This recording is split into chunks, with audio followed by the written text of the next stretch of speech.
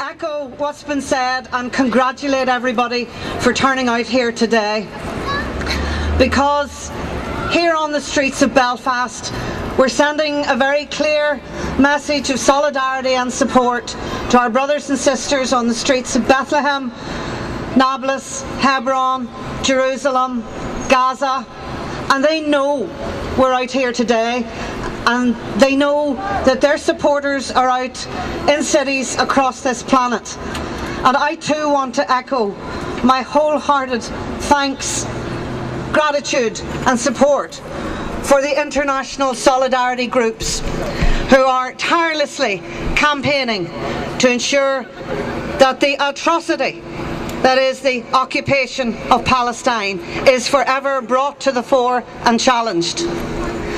I also want to join with Ireland-Palestine solidarity in reaffirming the policy of the Irish Congress of Trade Unions, which is also to say to the Irish government and to the British government, stop investing in Israel, stop trading with Israel, boycott Israeli goods, stand firm in the face of what can only be described as one of the most heinous crimes on this planet. We know that all over this world there are people in trouble, people whose fundamental human rights are being breached every day. They're being breached by dictatorships, they're being breached by occupation, they're being breached by invasion, they're being breached by the exploitation of capitalism. But nowhere are the powers that be so silent as they are when it comes to what is happening to the people of Palestine. And that is unacceptable to all of us, and that cannot happen in our name. Next week in Bethlehem, Palestinians are hosting an international conference on investment. They are reaching out to the rest of the world and saying, come here, put your trade here, put your investment here, do something decent with the resources you have to support the Palestinian people. I cannot unfortunately be there on behalf of the Congress, but the trade union movement in Ireland has signed up to their declaration, and we are urging trade union movements across the planet to sign up to that declaration. We know that many of the organisations here have already signed. If you haven't, get that information either from the trade union movement or from the Palestinian solidarity groups, and get the word across that we will do what we have to do to ensure not only are we saying no unfair trade on one side, we want to see fair trade support and investment on the other side.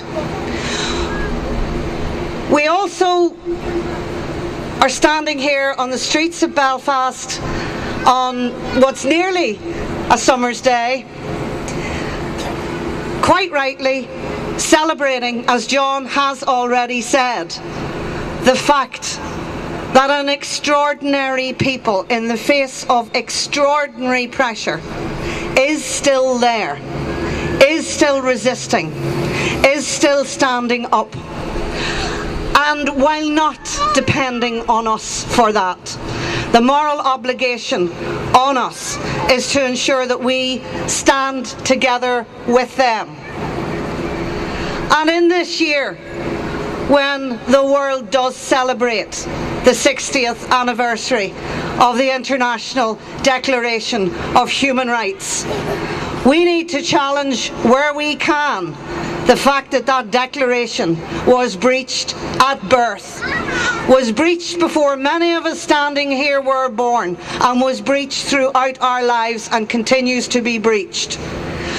I am so pleased to see that not only are the solidarity organisations and trade union organisations around the world standing up at this time to commemorate the Nakba, but so too are many Jewish people.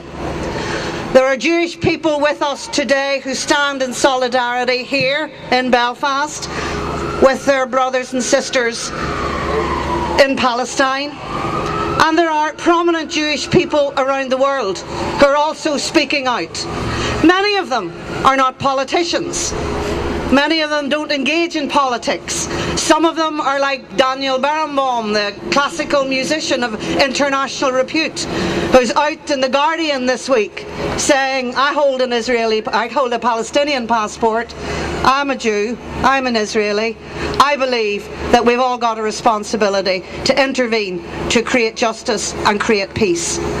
And I think the more we march the streets, have demonstrations like this, hold events, raise awareness, talk to ordinary people and challenge governments, then we will be doing what we have to do to support our brothers and sisters in struggle and envision the day when they will be free in the state of Palestine. Congratulations to you all today.